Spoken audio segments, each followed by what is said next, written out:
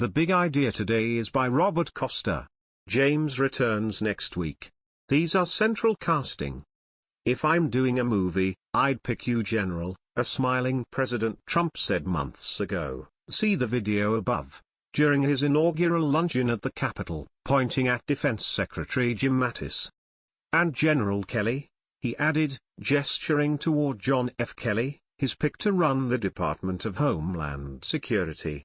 Those were simpler times. Now, it's August, and as he works from his golf course in Bedminster, New Jersey, President Trump is facing one of the biggest crises of his presidency, escalating hostility from North Korea, which intelligence reports show has miniaturized a nuclear warhead. Lawmakers and world leaders are on edge as Trump navigates the challenge and ratchets up his rhetoric, warning Pyongyang of fire and fury if it keeps threatening the United States. And they all want to know how the men Trump has called "my generals" are guiding him behind the scenes. North Korea presents a crucial test not only for the president but for this group of seasoned military figures in the administration. Many foreign policy voices have hoped they would provide the president with steadiness and order as he deals with matters of war and peace. They have Trump's reverence. He has been enamored of the military since he was a teenager at New York Military Academy.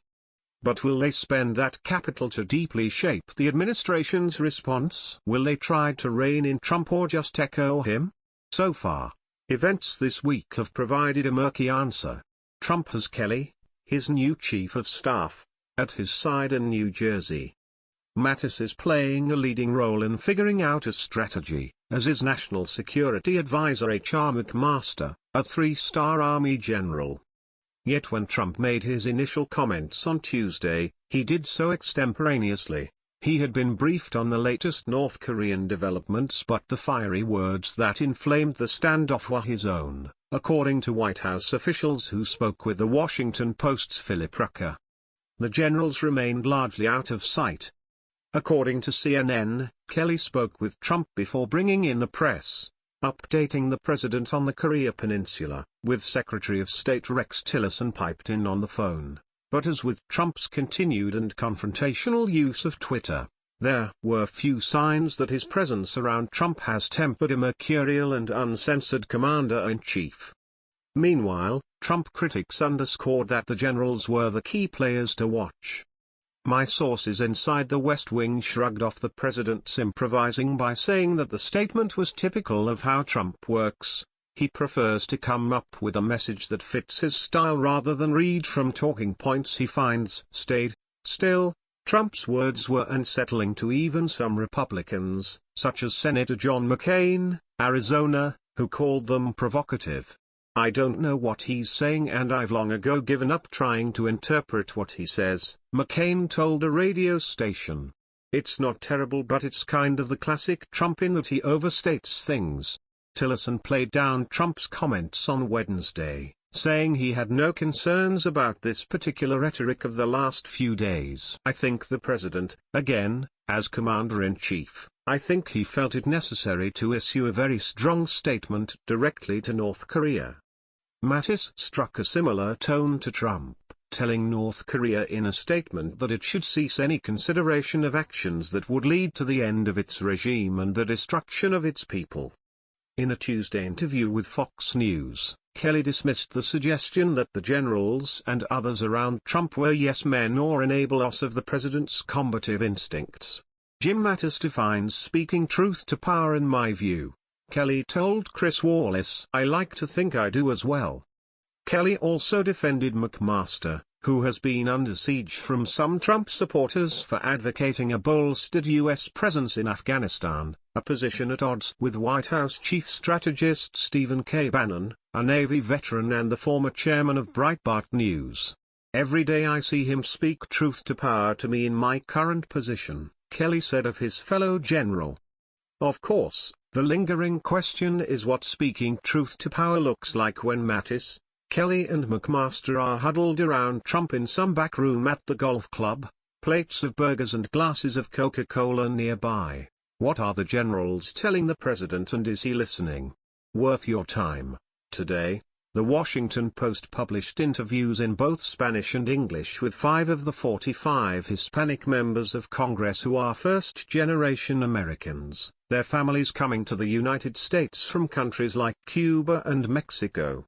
They tell their own stories of how they came to the United States and interacted with immigration authorities, often with parents who did not speak English, and how they're grappling with Trump's immigration crackdown. From Elise Vibeck, Bastian Inzarolder and Matt McLean, border wall hits close to home. While you were sleeping, North Korea's threat to fire missiles at Guam has become more specific. The New York Times' Ko Sang-hun reports, North Korea said Thursday that it was drawing up plans to launch 4 intermediate-range ballistic missiles into waters near Guam in the western Pacific to teach President Trump a lesson. The North's official Korean Central News Agency reported that, according to the plan, 4 of the country's Song-12 intermediate-range ballistic missiles would fly over the 3 southern Japanese prefectures of Shiman, Hiroshima and Koichi before hitting the ocean about 19 to 25 miles from the coast of Guam. In addition to serving as a warning to the United States, the proposed missile firings would also be a challenge to Japan. North Korea will fine-tune its launching plans by the middle of this month and wait for a final order from its leader, Kim Jong-un, the North's official news agency said. North Korea has also responded to Trump's warning of fire and fury, characterizing his threats as a load of nonsense and saying that only absolute force can work on someone as bereft of reason as Trump. The AP reports, the North Korean statement also says the military action its army is about to take will be effective for restraining America's frantic moves in and near the southern part of the Korean peninsula. It says North Korea will complete a plan by mid-August for the historic enveloping fire at Guam, conveyed to the commander-in-chief of its nuclear force and then wait for his order. North Korea says it will keep closely watching the speech and behavior of the U.S. The statement was clearly designed as a show of bravado, calling the Trump administration's bluff, writes The Guardian's Julian Borgia. The response from Pyongyang was its most public and detailed threat to date, and evidently meant to goad the U.S. president. In the event of such a launch by North Korea, the U.S. military faces the dilemma of trying to intercept the incoming missiles and risking humiliation if it fails. Trump would have to decide whether to try to carry out a preemptive strike on the Song launch pads or a retaliation strike if the launch went ahead. As Trump amplified his bellicose warning to North Korea on Wednesday, senior administration officials rushed to reassure a suddenly jittery world that they stood behind his sentiments, if not necessarily his language. Philip Rucker and Karen DeYoung report, what many outside the White House, and some on the inside, interpreted as an undisciplined presidential eruption threatening nuclear conflict was just Trump's way of expressing an agreed policy of pressure on Pyongyang. Spokeswoman Sarah Huckabee Sanders told reporters the words were his own. The tone and strength of the message were discussed beforehand, she said. At the State Department, spokeswoman Heather Nauert agreed, insisting that we are all singing from the same hymn book. But U.S. allies and a number of Trump aides and lawmakers instead saw a disturbing dissonance, and lack of coordination, as the administration confronted its most potentially consequential foreign policy crisis to date. As Tillerson said Americans should sleep well at night, White House advisor Sebastian Gorka took the opposite tack, saying on Fox and Friends, see video below, that the situation is analogous to the Cuban Missile Crisis. We are not just a superpower. We were a superpower. We are now a hyperpower. Nobody in the world, especially not North Korea, comes close to challenging our military capabilities, so this message is very clear. Don't test this White House, Pyongyang. One senior White House official voiced frustration that Trump's use of the phrase fire and fury had been interpreted as a depiction of nuclear strikes. Fire and fury doesn't always mean nuclear, that official told our colleagues. It can mean any number of things. It is as if people see him, Trump, as an unhinged madman. Asked whether he came up with the phrase fire and fury on his own, this official replied, absolutely. Meanwhile, Trump continued his escalating war of words with Pyongyang, saying in a tweet Wednesday morning that one of his first moves as president was to renovate and modernize the nuclear arsenal, which he said was now far stronger and more powerful than ever before. In reality, while the US maintains more nuclear weapons than any other nation, most of them are decades old and the Pentagon is only beginning to embark on a years-long process to upgrade them, Dan Lameth writes. Adding to the administrative confusion, Trump has yet to name an ambassador to South Korea. BuzzFeed News' John Hudson reports, the utility of having a Senate-confirmed diplomat in Seoul is especially important given the penchant of Trump and his Secretary of State, Rex Tillerson, to respond in markedly different ways to international events, experts said. For South Korea, which has thousands of artillery pieces pointed at it from across the North Korean border, the absence of an ambassador is unnerving, particularly given the appointments of envoys in other Asian capitals.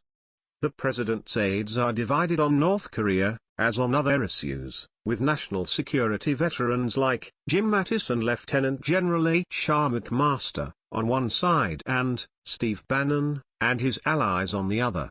The New York Times' Peter Baker and Glenn Thrush report. While General McMaster and others consider North Korea a preeminent threat that requires a tough response, Mr. Bannon and others in the nationalist wing argue that it is really just a subset of the administration's conflict with China and that Mr. Trump should not give more prominence to an unstable rogue operator like Kim Jong-un. But in the North Korea debate, like a similar one over Afghanistan, Mr. Bannon has been arguing against what his side considers the excessively militant approach of the war party of General McMaster.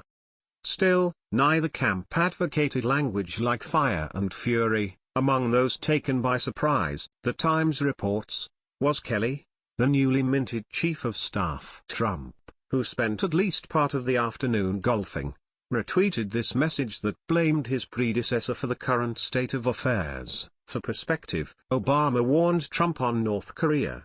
But Trump's fire and fury strategy wasn't what Obama aides expected. By David Nakamura and Dan Gearan, in their first and only meeting, President Obama explicitly warned Donald Trump days after the election about the urgency of North Korea's nuclear weapons threat to a degree that even Obama might not have anticipated. The early warning in the Oval Office last November motivated Trump to elevate North Korea to his chief foreign policy concern, yet it is the increasingly bellicose, often contradictory, rhetoric from Trump himself that has marked the sharpest shift in U.S. policy toward North Korea from previous administrations. Having declared an end to the Obama era of strategic patience that focused on isolating Pyongyang, Trump has failed to articulate a clear alternative. U.S. allies and foreign partners on Wednesday called for greater efforts to open talks with North Korea, expressing concern amid escalating military rhetoric. Rick Nowak reports, some U.S. allies appeared to blame Trump's remarks for the escalation. Germany's Foreign Office called on all parties for moderation, on Wednesday. Saber-rattling won't help, the Foreign Ministry said in the tweet. The spokeswoman for the European Union's foreign policy chief agreed that a lasting peace and denuclearization of the Korean peninsula must be achieved through peaceful means. That excludes military action, the spokeswoman said. Amid such sobering warnings echoing the lessons of history, some nations worried that Trump's threats could endanger the prospects of recent concerted international efforts to prevent more nuclear weapons attacks. A statement released by China's foreign ministry warned all parties to avoid actions and rhetoric that could contribute to an escalation. Australian Prime Minister Malcolm Turnbull warned that responding to Pyongyang's threats with fire and fury would have catastrophic consequences worldwide, advocating instead using economic pressure and sanctions against the regime. The global community, including China and Russia, are all united in seeking to bring the maximum economic pressure on North Korea to bring them to their senses without conflict, he said, adding, a conflict would be shattering. Representatives for Britain and NATO refrained from criticizing Trump. However, with Britain's UN ambassador telling reporters that the United Kingdom was standing shoulder to shoulder with the United States, He also declined to weigh in on Trump's rhetoric the day before, saying only, "What's hurting the six-party talks is the inability so far of the North Korean regime to do what it has to do, which is to halt its nuclear program and to halt its intercontinental ballistic missile program." NATO spokesman Dylan White said the organization was concerned by North Korea's pattern of inflammatory and threatening rhetoric, but, even before the latest escalation of nuclear threats, senior diplomats and officials from the US's European allies have been warning that Trump's approach to world affairs is extremely dangerous, pointing to his apparent ignorance of other countries' history, his unfiltered use of social media, and the lack of a strong, experienced team around him, BuzzFeed News' Alberto Nardelli reports. In interviews, 6 top European government officials who've had first-hand dealings on the international stage with Trump and his administration describe a president regarded even by allies as erratic and limited, and whose perceived shortcomings are compounded by the ongoing chaos beneath him in the White House. On one level, the officials said, he is something of a laughingstock among Europeans at international gatherings. One revealed that a small group of diplomats play a version of word bingo whenever the president speaks because they consider his vocabulary to be so limited. "Everything is great, very, very great. Amazing," the diplomat said. Still, some in the region said the danger of war had not seemed as clear and present in decades. The New York Times' Stephen Lee Myers and Ko Sang-hun report, "What was unthinkable just years ago no longer seems so," they said. "We are going to see a confrontation between the United States and North Korea that will be ferocious and strong and bloody," said Cheng Xiaohei, an associate professor of international relations at Renmin University of China in Beijing, who called Mr. Trump's language explosive.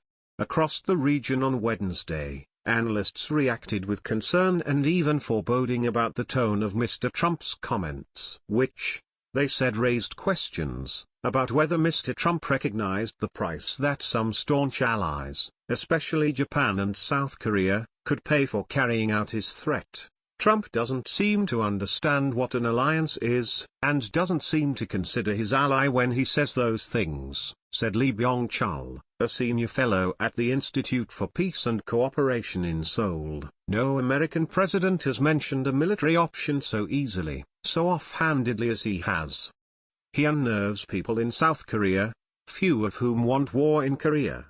Guam's news outlet reported that North Korean missiles can reach the island territory in 14 minutes. Pacific Daily News' Sean Raimundo writes, Guam Homeland Security spokeswoman Jenna Gamond said residents would be immediately notified if North Korea fired missiles by the 15 all-hazards alert warning system sirens, located in low-lying areas throughout the island. As with most things Trump, the furor over the fire and fury has divided the nation in two: those who believe the president is a loose cannon, impulsively blurting whatever flits through his mind, and those who believe his inflammatory talk is a wily combination of politically savvy instincts and a gut-driven populism that simply aims to please. Mark Fisher and Jenna Johnson report. Now, facing a reality test of that theory, Americans are coming to conclusions both predictable and surprising.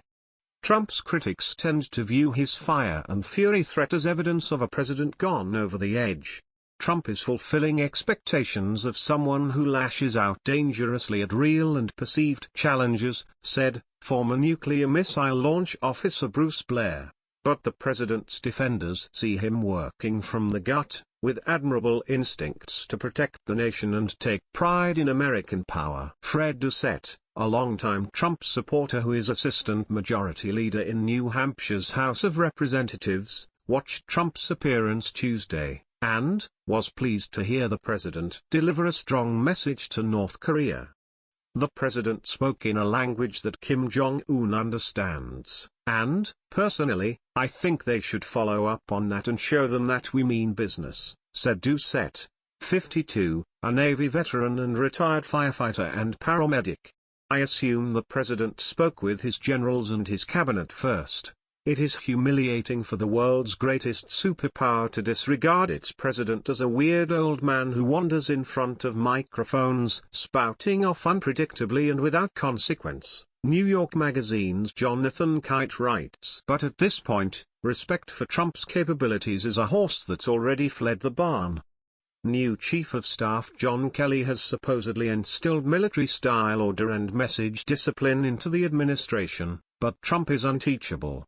Minimizing the havoc means getting everybody to pretend Trump isn't really president. Uncle John taught Trump about fire and fury, by Trump biographer Timothy L. O'Brien in Bloomberg.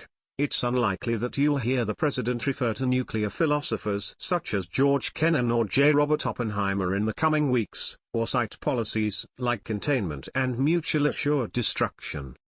But you can expect to hear more about Uncle John. He's the relative who gave the president a vision of Armageddon alongside an awareness, as Trump stated in one of his books, "The America We Deserve," that you had to get tough with people who would wipe us out in a second. Trump's severe threat also broke with a long tradition of American presidents using strongly worded warnings, carefully calibrated threats and urgent, sometimes secret, diplomacy to quell brewing crises with North Korea. The New York Times' Julie Hirschfeld Davis, Obama National Security Advisor Susan Rice wrote a New York Times op-ed entitled, "It's Not Too Late on North Korea, WR is not necessary to achieve prevention." Despite what some in the Trump administration seem to have concluded, history shows that we can, if we must, tolerate nuclear weapons in North Korea, the same way we tolerated the far greater threat of thousands of Soviet nuclear weapons during the Cold War. It will require being pragmatic. Senator Chris Murphy, Democrat Connecticut, offered this explanation as to how the situation has advanced so rapidly. The FBI conducted a pre-dawn raid last month of former Trump campaign chairman Paul Manafort's home in Alexandria, Virginia, using a search warrant to seize documents and other materials from his residence. The Post's Carol Deleonig, Tom Hamburger and Rosalind S. Helderman scooped. Federal agents appeared at Paul Manafort's home without advance warning in the pre-dawn hours of July 26, the day after he met voluntarily with the staff for the Senate Intelligence Committee. The search warrant was wide-ranging and FBI agents working with Special Counsel Robert Mueller departed the home with various records. The search warrant indicates investigators may have argued to a federal judge they had reason to believe Manafort could not be trusted to turn over all records in response to a grand jury subpoena. It could also have been intended to send a message that he should not expect gentle treatment or legal courtesies from Mueller's team.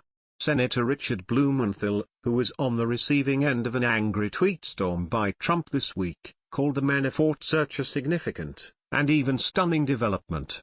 This kind of raid, in the early morning hours with no advance notice, shows an astonishing and alarming distrust for the president's former campaign chairman, he said.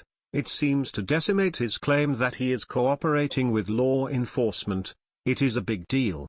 Former DOJ prosecutor Peter Ziedenberg said of the raid, "Prosecutors do not take aggressive steps like this with subjects who the government feels are being open and cooperative. And they also do not do this to send a message.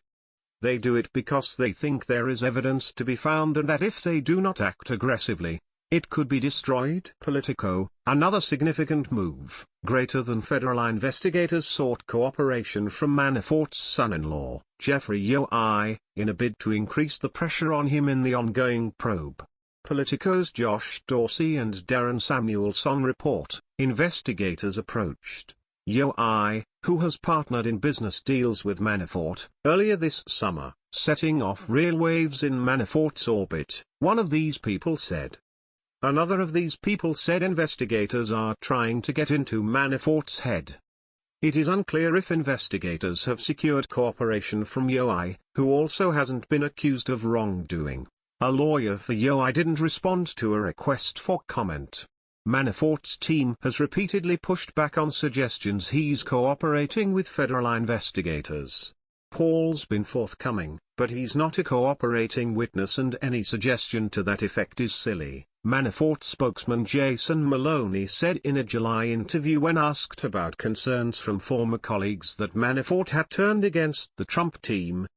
People close to Manafort reiterated Wednesday that he has no plans to become a cooperating witness. Meanwhile, an unarmed Russian Air Force jet on Wednesday overflew the U.S. Capitol, Pentagon, CIA and Joint Base Andrews at low altitude. The move comes as part of the Treaty on Open Skies, a long-standing agreement that allows U.S. and Russian militaries, among others, to conduct aerial observations. CNN's John Ostrower, Peter Morris and Noah Gray report.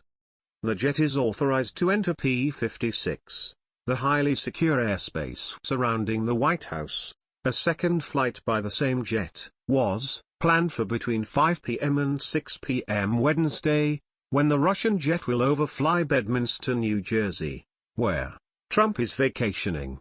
A law enforcement source told CNN that the plane also overflew Camp David, the presidential retreat in the Catoctin Mountains, the Trump National Golf Course in Virginia, and Mount Weather, one of the U.S. government's secret relocation bunkers.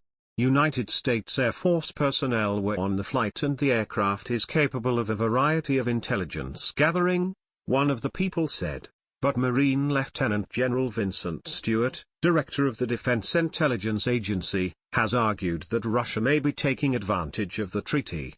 Dan Lameth reports.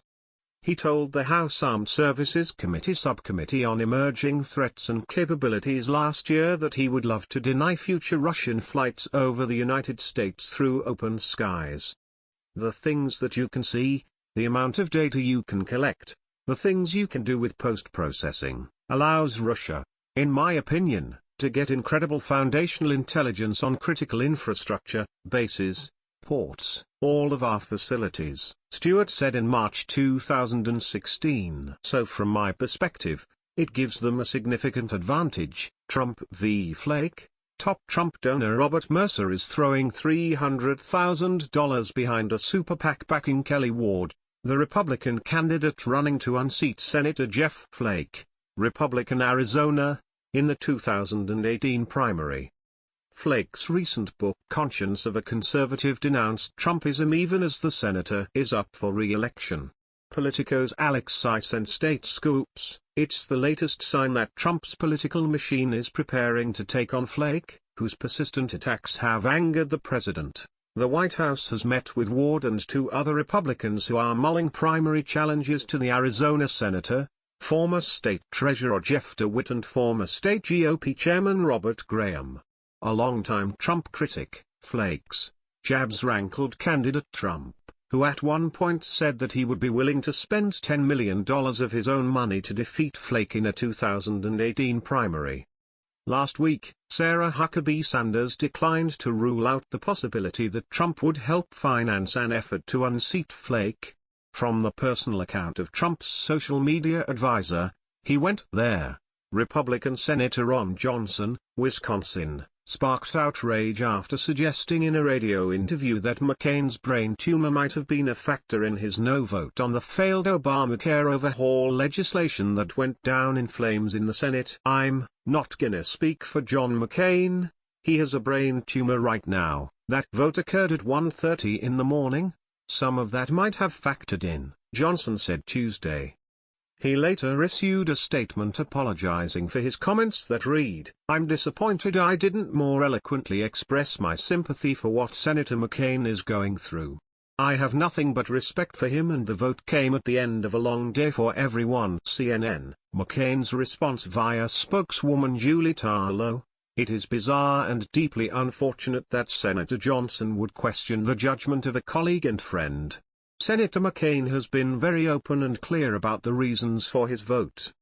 The White House is pushing a deal on Capitol Hill to head off a government shutdown that would lift strict spending caps long opposed by Democrats in exchange for money for Trump's border wall with Mexico. Politico's Sung Min Kim, Rachel Badd and John Bresnahan report. Mark Short, the White House's Director of Legislative Affairs, met with top staffers from both parties on the Senate Appropriations Committee last week to make a hard sell for the proposal. Short, who said the border funding would be used for a double fence, stressed that the White House is insisting on a down payment for construction this fall.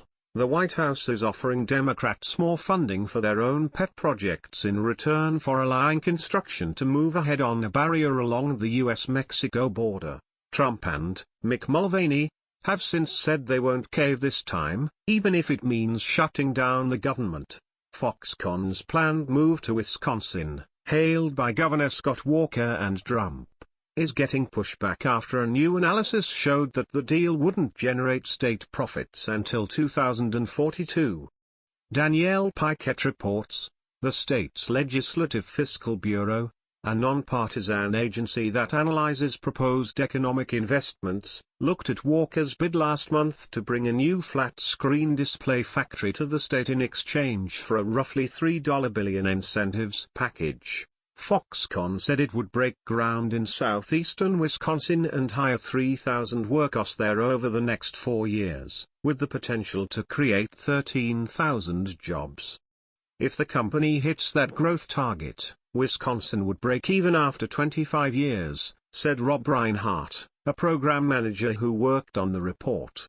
If 13,000 jobs never materialize, it could take decades longer. State officials, however, maintain the deal would bring more prosperity. Just days after becoming a Republican, West Virginia Governor Jim Justice is asking Trump for $4.5 billion in federal funding for the coal industry.